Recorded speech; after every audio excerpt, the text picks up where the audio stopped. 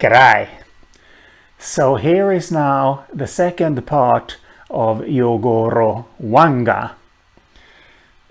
Now it does seem that my whiteboard pens are not as good as they used to be, that perhaps I should replace them with new ones. Fortunately, that can be arranged. Pens, by the way, which would be pins in New Zealand. New Zealand, which is also the place to go if you fancy eating fish and chips. In a number of other English-speaking countries, people eat fish and chips. In New Zealand, fish and chips. But I digress. So, when we left this story, the dog was sneaking up on the kangaroo, which was sitting in the shade, minding its own business. So let's see what happens next. Now, this first sentence here is interesting because it doesn't conform to the overall pattern I have established or seen in the language. Now, whenever my consultant Sandy would say something that didn't conform to the pattern, I would say that back to him. And then usually he would say, "No, wait, that's not right." And he would change his utterance or statement.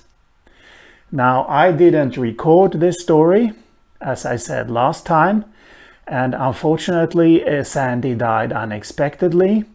And so I never got the chance to go through this story with him.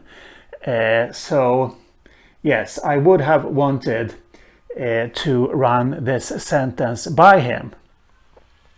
What is going on here is that we have an intransitive complex verb, moringarian, run.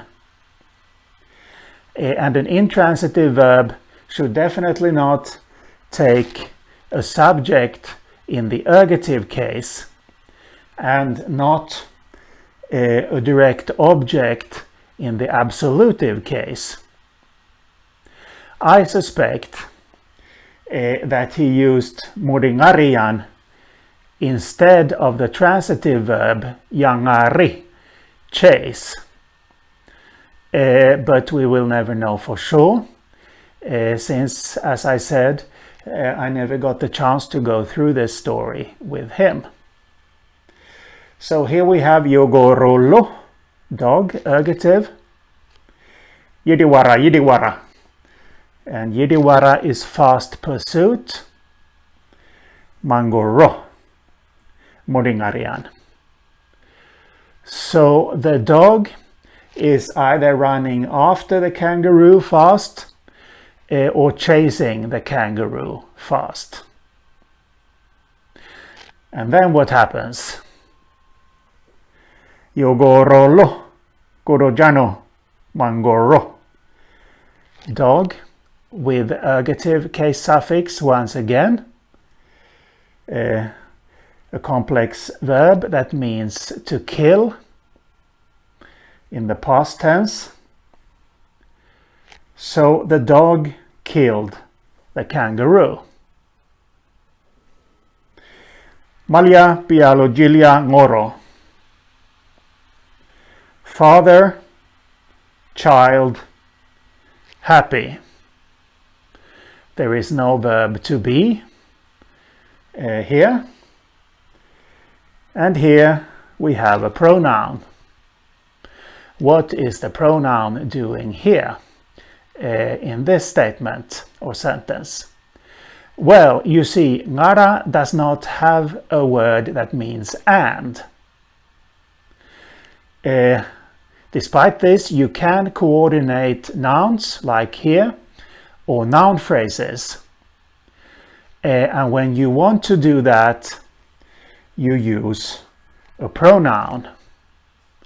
So this is the third person dual pronoun occurring in the nominative case.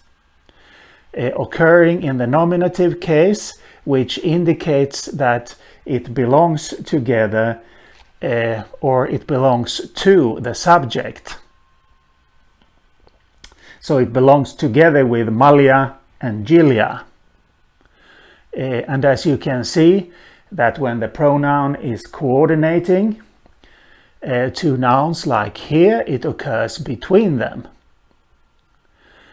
I will have reason to get back to this when I talk about the functions for which pronouns are used in Ngarla. That will be in another video. So the father and the child are happy. They got what they wanted. They got kangaroo to eat.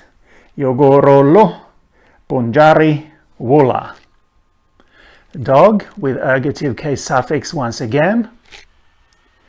Punjari, drink in the present tense, and this is a transitive verb. So the dog is drinking water. The dog has done his work and now he can relax. So he's drinking water. So how does this story end? I will have to put the last few sentences up on the board here. So I will be back in a moment. Yes, so here is now the end of the story. Yukurru, kuvalia, kangani, yirbinga. Dog, asleep, still no verb that means to be. So the dog is asleep. And in Ngarla, you are not in the shade. You are on or on top of. So kangani means on top of, and yirbi is shade, taking the locative suffix. So the dog is asleep on top of the shade. And the father and the child, what do? Ngonyenko jara. This is the same type of construction as we saw in the first Yukurru Wangka video. Ngonyi is the demonstrative for something that is far away, and it takes ergative and dual suffixes. So those two. Kamaribulla. Kama, the verb for cook, in the present tense, and also taking third person dual suffix, the third person dual suffix. So those two are cooking mangoro. Mangoro, which occurs last here, is the direct object, which we can tell from the fact that it doesn't take any overt case marking. It occurs in its absolutive form. And between the verb and the object, we have an adverbial. Winunga, hot, locative. Binorongora, fire, locative. So those two are cooking the kangaroo on the fire, or perhaps in the fire. And this is the end result of that. Malja, pialo, Gilja. The same construction as we just saw. The father and the child. Now, note what happens here when you coordinate verbs. When you coordinate nouns, you use a pronoun like this. This is not the case when you coordinate verbs. There is no word here that fills the function of and means and. Instead, you just place the verbs next to each other. Paginobulla, paginobulla, paginobulla. Pagi, eat, in the past tense, and also obviously taking the third person dual suffix. And in English, you would have to say they ate and ate and ate, of course.